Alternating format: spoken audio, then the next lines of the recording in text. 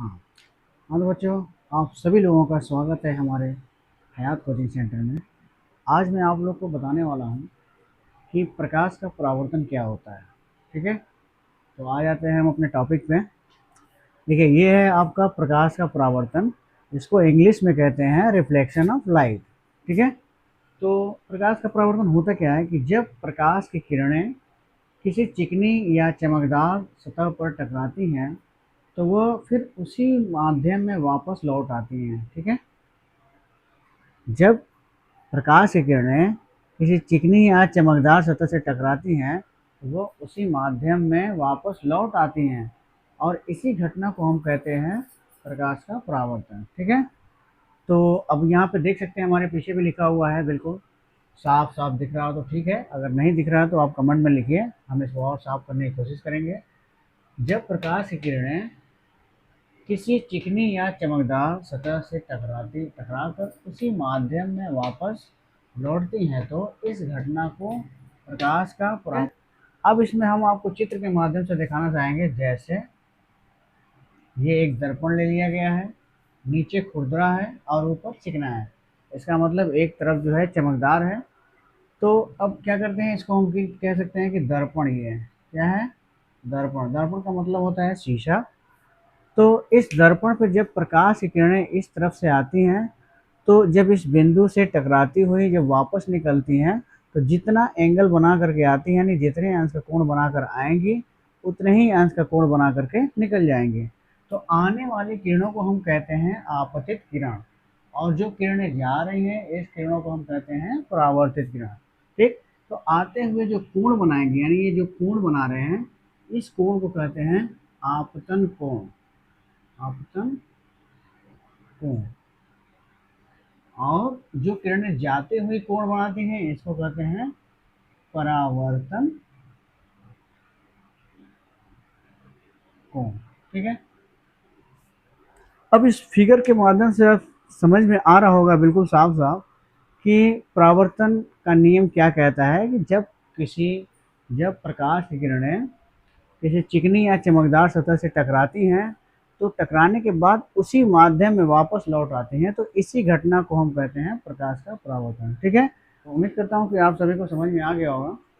अभी इसके बाद हमारा अगला टॉपिक एक और है, अभी हम इसको भी बताने वाले हैं। फिलहाल आप इसको अगर लिखना चाहें तो कापी पर लिख लें, और ये फिगर भी बनाना चाहें तो बना लेंगे, तो हमेशा तो वीडियो आते नहीं हैं, और आपकी कापी पर रहेगा तो आप जब चाहे तब आप उसे देख सकते हैं और उसको पढ़कर याद कर सकते हैं। ठीक है, हाँ, तो मैं ये बताना चाह रहा था कि अभी अब इसके पहले जो हमारा टॉपिक था वो था प्रकाश का परावर्तन। सिर्फ परावर्तन की परिभाषा को मैंने समझाया था, और उसमें जो उसकी घटना हो रही थी उसको दर्शाया गया था। अब परावर्तन का जो नियम है, लॉ ऑफ रिफ्लेक्शन, इसके दो नियम मुख्य हैं, जिनमें नंबर एक ये है कि आपतित किरण, परावर्तित किरण तथा आपतन बिंदु पर खींचा गया अभिलंब तीनों एक ही बिंदु पर स्थित होते हैं। ये तो रहा नंबर एक, पहला नियम। नंबर दो में है आपका दूसरा नियम, ये कहता है कि आपतन कोण आई तथा परावर्तन कोण आर, ये हमेशा आपस में बराबर होते हैं। ठीक है, तो इसको भी उसी फिगर के माध्यम से समझाना होगा। अब क्योंकि उसको मिटाना था तो हमने उसको हटा दिया था, फिर से यहाँ फिगर हम बना देते हैं। जैसे हमने कहा था कि ये 90 होता है, ये आपका हो गया अभिलंब, इसको अभिलंब कहते हैं। ठीक है, ठीक, अभिलंब हो गया, जो यहाँ पे शो कर रहा है अभिलंब। ठीक है, और ये जो है आपतन बिंदु है, यानी इसी पर ये सारा चीज आ रहा है। ठीक है, तो अब ये आपतन बिंदु पर ये जो किरण आ रही है, ये आपतित किरण है, और ये जो जा रही है ये परावर्तित किरण है। फिर से एक बार लिख देता हूं मैं, आपतित किरण, और इसको कहते हैं परावर्तित किरण। ठीक है, इसको कहते हैं आपतन बिंदु,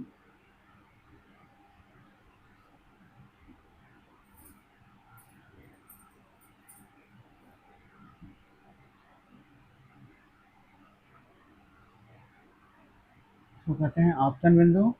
और ये हो गया आपका दर्पण, ठीक है।